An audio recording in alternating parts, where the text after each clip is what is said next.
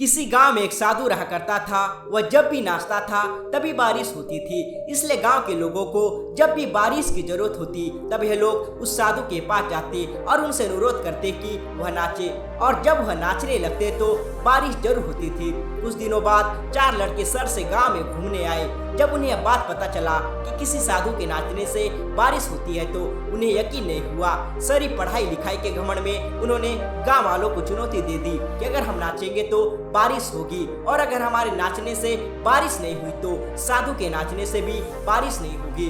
अगले दिन सुबह सुबह गांव वाले उन 4 लड़कों को लेकर साधु के कुटिया के पास पहुंचे। गांव वालों ने साधु को सारी बात बताई। फिर उन लड़कों ने नाचना शुरू किया। पहले लड़के ने नाचना शुरू किया। आधा घंटा बीत गया। फिर पहला लड़का थक कर बैठ गया पर बादल नहीं दिखे। कुछ देर बाद दूसरे लड़के ने नाचना शुरू किया और 1 घंटे बीतते बीतते वह भी थक कर बैठ गया। बाकी दोनों लड़कों ने भी ऐसा ही किया पर बारिश नहीं हुई। अब साधु की बारी थी। उसने नाचना शुरू किया। 1 घंटा बीत गया पर बारिश नहीं हुई। साधु फिर भी नहीं रुका, वह नाचता ही रहा। नाचते नाचते 2 घंटे बीत गए पर बारिश नहीं हुई। 4 घंटे बीत गए पर बारिश नहीं हुई। लेकिन साधु तो रुकने का नाम ही नहीं ले रहा था। धीरे धीरे शाम ढलने लगी कि तभी बादलों की गड़गड़ाहट सुनाई दी और थोड़ी देर बाद जोरों की बारिश होने लगी।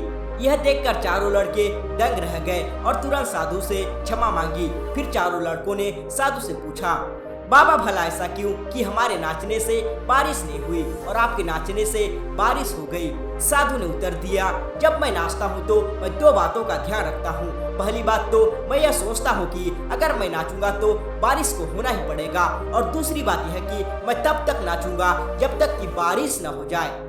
सफलता पाने वाले में भी यही गुण विद्यमान होता है। वे जिस काम को भी करते हैं उसमें उन्हें सफल होने का पूरा भरोसा होता है, और वह तब तक उस काम को करते हैं जब तक कि उसमें सफल न हो जाए।